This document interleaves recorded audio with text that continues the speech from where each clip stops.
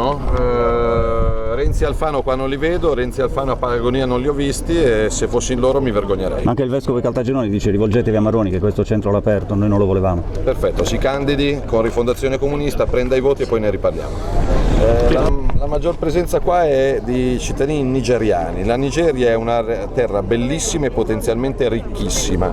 Io sarò in Nigeria a fine settembre, il problema non è svuotare la Nigeria, il problema è andare in Nigeria e chiedere di che soldi avete bisogno, di quali infrastrutture, di quali aziende, di quali scuole, di quali fabbriche. Il problema è sviluppare quei territori per mettere a quei bimbi di non scappare da casa loro, altrimenti l'Africa in Italia non ci sta.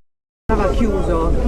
È la quarta volta che vengo qua, non so che altre inchieste, che altri omicidi, che altri interventi, che altri disastri debbano occorrere. Questi sono 100 milioni di euro sbattuti via. Oggi mi farò dare le nazionalità delle persone che sono ospiti qua dentro, poi ve le distribuisco e voglio vedere quante sono le persone qua dentro ospiti che scappano veramente dalla guerra. Salvini dicono siano in 3. Dove dovrebbero andare? Innanzitutto velocizzando le procedure di identificazione dei veri profughi ed espellendo tutti quelli che profughi non sono.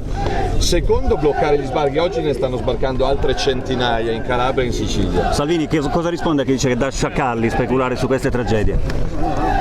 Agli sciacalli sono quelli che poi vanno a piangere i morti che si potevano evitare. Ripeto, è la quarta volta che vengo in questo luogo, che fu aperto durante la guerra in Libia e doveva essere provvisorio. Però è stato aperto da Maroni. Appunto, fu aperto in maniera provvisoria quando c'era la guerra. Dopo 4 anni la gestione ha coinvolto perfino cooperative di Mafia Capitale, quindi che debba essere chiuso ormai lo chiedono perfino il Quotidiano dei Vescovi, 5 Stelle, Forza Italia, mancano Gesù Bambino e i Marziani e poi tutti chiedono di chiudere questa vergogna. Ma il vescovo di